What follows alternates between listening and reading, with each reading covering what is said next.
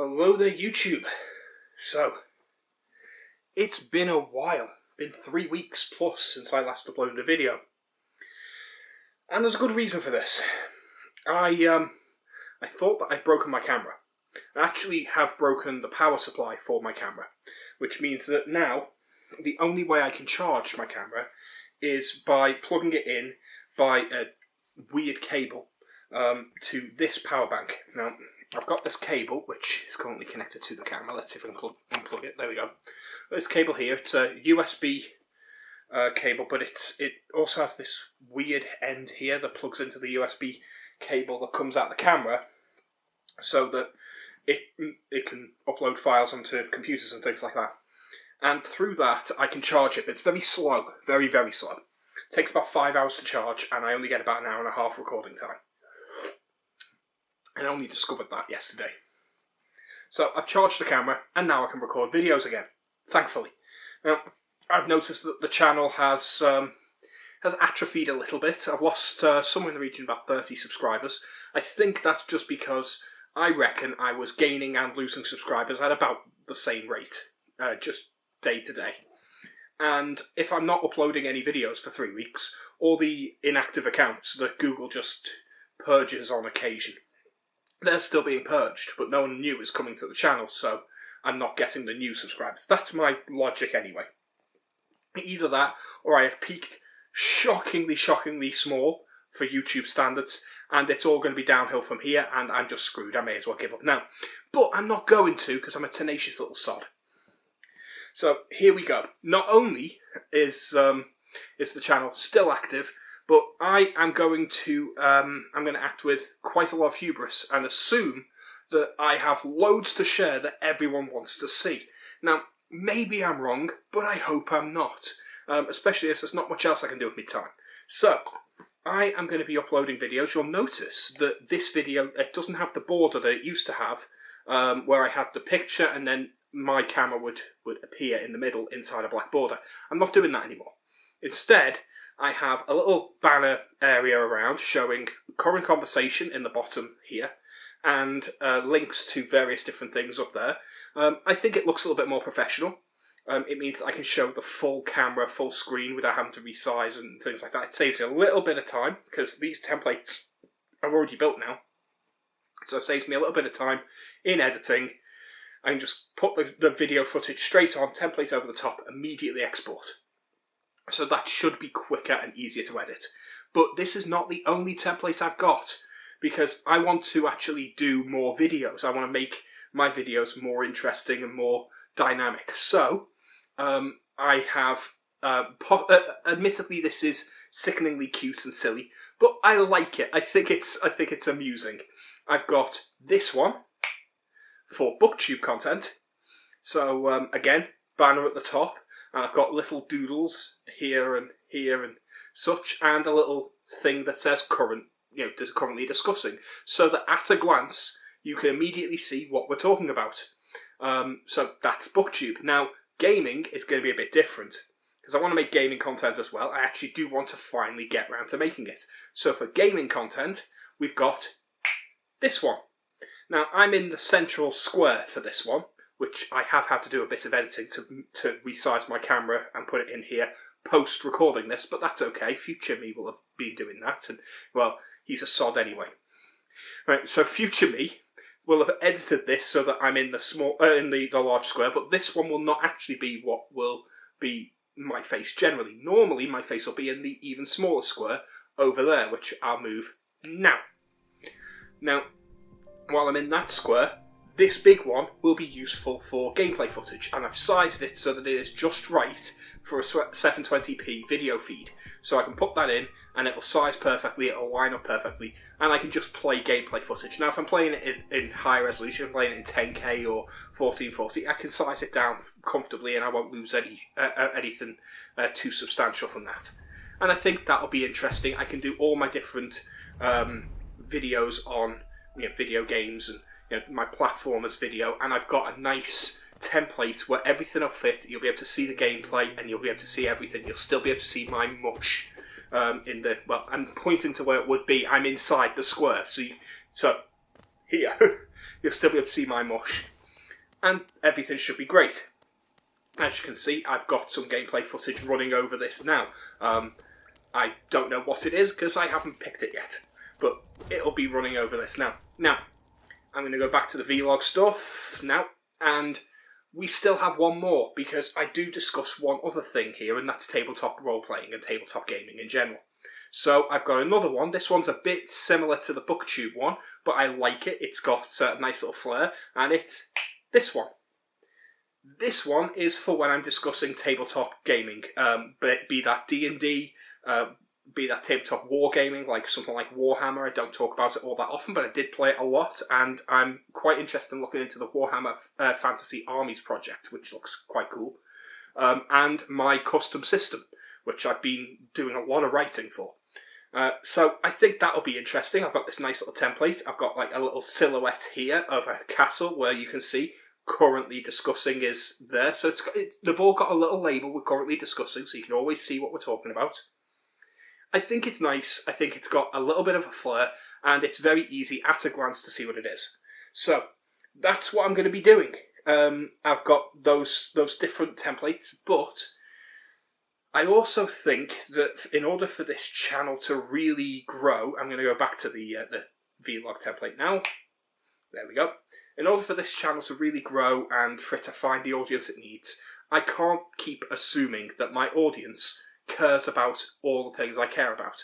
I can't assume that the people who are going to watch my vlogs care about my gaming or my Booktube stuff or anything to do with tabletop gaming. So what I'm going to have to do is I'm going to have to split everything up. So I'm going to put everything on this channel for the time being, because I've only got the one channel that's actually got any subscribers and any real setup. But I'm going to simultaneously upload all the Booktube stuff to a different channel, all the gaming stuff to a third channel, and all the tabletop gaming stuff to a fourth channel. Once I've got that set up, I'm going to leave it for a few months, just so they've all got a bit of a backlog. And when I've got each channel ready, I'll switch them from private to public. And then this channel, I will just post vlogs and announcements for videos on other channels. So that if you're subscribed here, you'll get, a little, snippet of what's happening. But that means I can put big, long-form content on the other channels that this one maybe doesn't need to have. It means that I can have a video on here that will just be a quick, catch up, a reading vlog, as it were, where I'm talking about what books I've read. But I can then link to the reading channel, which would then have reviews for each of those books. I can have a quick video about gaming on here as a vlog, and then I can link to the gaming channel where I can have a let's play where I play the game for 5 hours across 7 or 8 different videos. And it means that I'm not bombarding people who don't care. If you want the gaming content, you subscribe to the gaming channel. If you want the tabletop stuff, you subscribe to the tabletop channel. If you want the Booktube stuff, you subscribe to the Booktube channel. That's the plan. That's if it works. Now, obviously, this relies on a few things. One, it relies on this camera actually holding out. The power supply is already broken. So I'm going to have to look into getting a new camera. 2, I want a new camera anyway, so that's fine. Right. I really do need to be looking into a new camera. This one's really old and it takes a lot of effort.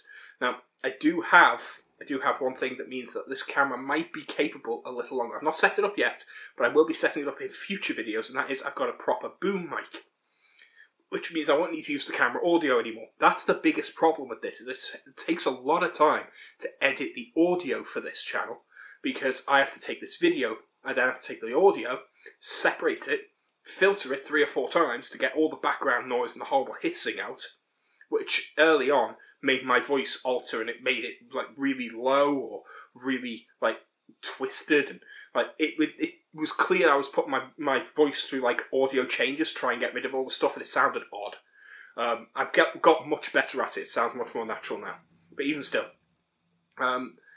not needing to do that will save me so much time, because the editing for each video, I'll find that I'll record a video and then I'll spend 3 times as long editing it than I did recording it. Now I won't have to do that. I'll be able to just put the video straight on, watch it through once to cut out any issues that I want to take out, like if there's a background noise or someone knocks on the door or something, that kind of thing. And cat suddenly jumps up and meows on my face. The kind of things we need to take out. But I can watch it through once, do some basic editing, and I'll be looking to hopefully reduce what should be a day's worth of editing down to only a couple of hours. Like, if I make a half-hour video, it's taking me 2 to 3 hours to edit the thing, minimum. Now I can hopefully reduce that down to I record a half-hour video, it takes 45 minutes to an hour to edit. That would be the dream. So, and that's how the channel is going at the moment. That's my plans, anyway. What have I been doing the last 3 weeks? Because I've not been able to speak to you guys. Well, I've not been reading much, I'll admit that. And I want to get back into reading. Because since my dad died, I've barely picked up any books. For some reason, my reading, and I don't know why, because my dad was not someone I associated with reading. He didn't read much himself. He was a more practical man. He worked on cars, he worked with his hands, he built things. He was a very practically intelligent man. And he didn't really enjoy reading. He left school at the earliest age he could, joined the military, went into various different crafts, and he was a plumber, he was an electrician, he was a painter decorator, he was a mechanic. He knows how to do pretty much anything with his hands. And yet, when it came to reading a book, he just felt stupid because he was dyslexic and he was left-handed, which doesn't sound like a big deal, but for his age group, being left-handed in school meant that teachers would basically strap your left hand down and beat you with a ruler if you didn't write with your right hand. So not only could he not spell properly, his handwriting was shit because he was left-handed, forced to use his right hand. So his handwriting always looked childish and it made him feel stupid. Silly thing, but it really did screw over a lot of lefties. So, as a left-handed dyslexic, going to school in the 1970s, he just didn't stand a chance. He hated academics and reading and things like that. It wasn't something that appealed to him. So I don't know why the reading has fallen off since my dad died. That's a really weird thing, but I've barely picked up books since he died, and I don't know why. I'm going to try and read more. There are reading events happening. June on the Range is happening soon. I've got a couple of books I want to read for that. I've got True Grit, and I've got an OK Corral book that I'd like to read. They're fairly short. I've also got Lonesome Dove, which I know is huge and I know is very, very well respected. I'm not sure if I'll get round to that one. It's a bit on the long side, so I don't want to throw myself headlong into a huge book this early. I do have a couple of flintlock fantasy books that may be a bit Western-esque, and I might stretch it to include those. I haven't decided. I've only got a couple of Western books. I've got maybe 3 or 4. I just don't read it. It's a genre I've never sat and read, so for me to sit and read Westerns, that's going to be a new experience for me completely. I don't really know much of the tropes. I've never even really watched Western films. The closest I'd say is I enjoy the TV show Firefly, which is a space Western. I quite enjoy some of Tarantino's films like Django Unchained, The Hateful Eight. Those are arguably neo-Westerns. And as a kid, I quite enjoyed the film Quigley Down Under, which is set in the Australian outback. So it's not an Old West film set in the traditional Old West, but it's got a lot of the same tropes. And that was a film I watched as a kid with my dad, and I've always liked that film. Other Westerns, I don't actually think I can name any I've sat and watched. I've got a few of them on DVD that I never got round to, and there's plenty that I could go and watch, but I've just not really bothered. The closest thing I've got to any real experience of a Western is playing through Red Dead Redemption. So, yeah, I'm aware of the tropes, but I'm only aware of the tropes secondhand. I've never really sat and enjoyed a Western. So, June on the Range is going to be an interesting one for me. I may expand it, in fact. I may read some Western books, maybe watch a couple of Western films, maybe go back and play a little Red Dead Redemption, because you know what? I never did get the Platinum Trophy. So maybe that's something to do in June. Make June on the Range a multimedia event. That would be fun. So that's something that I want to do. But that's bookish stuff. Let's move on to what I was doing over the last few months, because I wasn't reading. What I was doing was writing. Now, as I've mentioned before, I'm writing my own system, my own D20-esque system. It's actually now progressed beyond just D20. And I've rewritten so much. I've completely rewritten the skill system, the magic system. Combat is changing. Combat has taken certain inspirations from Pathfinder, from Shadowrun, from World of Darkness, and from GURPS, and kind of mixed them all together, and then tweaked them so to the point where they're barely recognisable. Like, there's a couple of things you'll go, okay, I see where that's come from. Like, you have 3 actions per round. That's clearly from Pathfinder. But they don't react the same way. You can do different things with the actions. They don't interact with the game the same way the 3 actions in Pathfinder do. Like, the bare bones may be inspired by, but it's so different at this point. It's a completely new game. And I'm very excited to actually get off the ground with that. It's going to be a dark fantasy steampunk. So yeah, dark fantasy steampunk is where I'm going.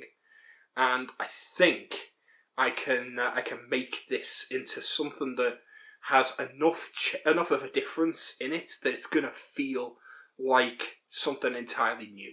Like, I want it to be a game where you can still play like a medieval knight, but where you can go as far as to play like a steampunk, even dieselpunk engineer on an airship with a gun, and them all still work. And I've built enough of the lore that I think I've managed to make it work. I've managed to make this whole world feel like it's one consistent world, even though there is technology that should be about 300 years apart.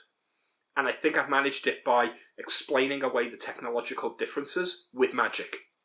Because if magic is being used for this technological revolution in certain ways, it can allow certain countries to springboard up the technological ladder without actually making the discoveries in the middle. So that's a way for me to have my cake and eat it, as it were. And it lets me do a lot of weird and wonderful things. So I'm looking forward to showing that off. That's what the roleplay channel is going to have a lot of focus on. I've rewritten so many different things, and I want to talk about all the different aspects. Like, I want to talk about my interpretation of the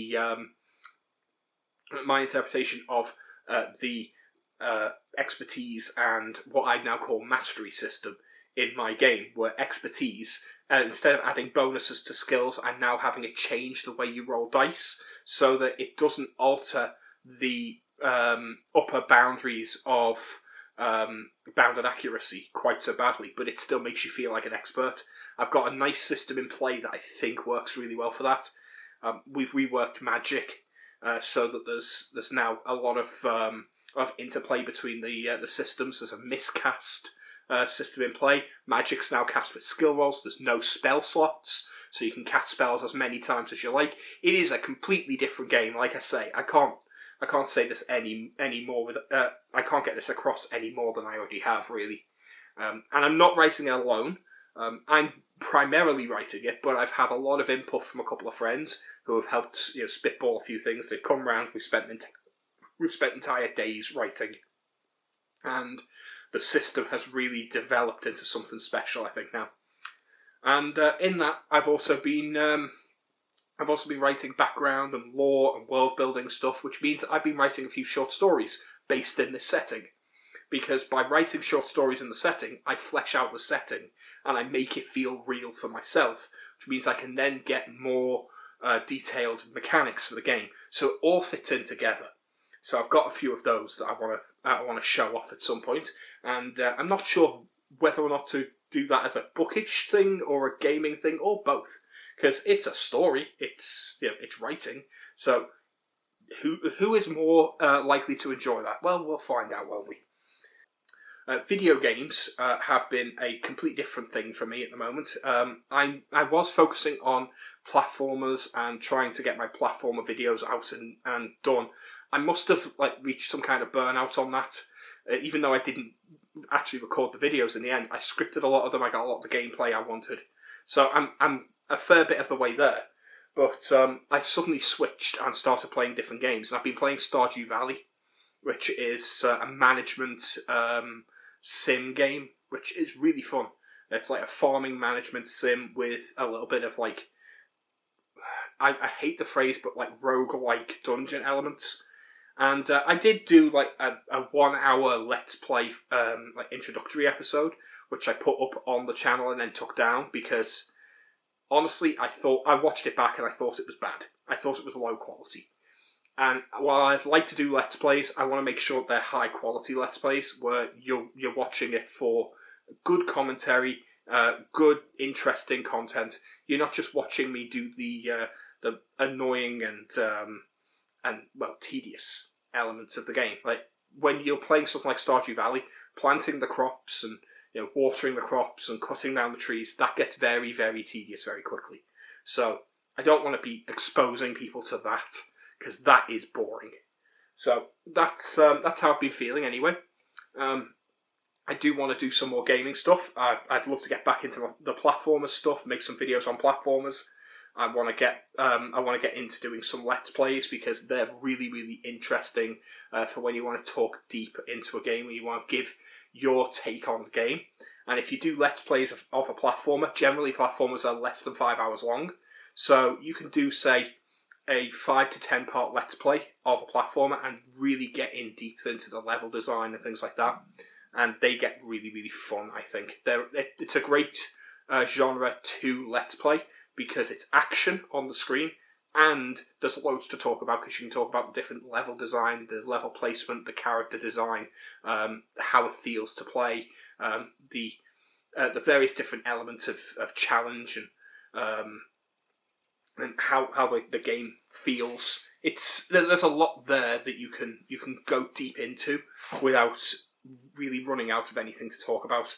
Whereas a lot of the Let's Play channels that I see, they tend to be Let's Playing much longer games, and I suspect they run out of things to say quite a lot of the time. It gets very slow and a little bit more plodding, but that's okay. That's fine. It's not for me though. I may still look at doing the Let's Play of Stardew Valley, or I might do not necessarily a Let's Play because that indicates that you're watching me play it through, but kind of a highlights reel where I'll play through for an hour or two and then I'll cut out, say, 20 minutes worth of the key events and do kind of like a currently in Stardew kind of series. That would be interesting, I think. That'd be a lot of fun. And I could plan it out so that you could get involved and chat in the comments as to what you want to see me do in Stardew next. So yeah, that I think is going to be a lot of fun. That's what I want this channel and the other channels eventually to become. And I'm excited to get back into making videos. It's nice to be in front of the camera and recording again. I missed it. I really did. And I was very annoyed when I thought the camera was broken. So I'm glad to be back, and I look forward to being able to upload a few things. There's been loads of things I want to comment on and make videos on, and now I can again. So thanks for sticking around. Those of you who are still subscribed, thank you for sticking around. Those of you who are still supporting me on Patreon and Gilded, even though the channel has been basically dead for 3 weeks and you've heard nothing. Thank you so much to you guys. You are awesome. If you want to join us on Gilded or anything like that and chat, you're welcome to. It's gone a bit slow there. It's basically just me and the guys I play D&D with at the moment. Pretty much everyone else has disappeared off to do their own thing. But I'm sure they'll come back once they see the videos go out and see that there's more conversations happening. They'll come back. We'll be able to chat again. It's not like they've all vanished and to never be seen again. Right. People still exist. They can log back in. It's fine. Right. So we'll see you guys all there, and it'll be nice to chat and get the community going again. Because so long as I'm still here, even if it's just me, I'm always going to be reaching out to try and get that community spirit going. Because I like it, even if it's just a few people together. You get that camera, you get that closeness, that tight-knit community feel, the camaraderie that you just don't get from huge communities. Like, it's fine to join a community when there's 5,000 people chatting, but you won't get to know those 5,000 people. 500 is usually a bit too much. Usually between 200 and 300 people is the maximum you can really handle. Anything more than that's just a bit much. So, right, when a community really builds, that's the sweet spot level I want to see it at. And I'm hoping that we'll be able to get there with this community. So, I'll see you guys later, and nice to be back. See you soon. Bye.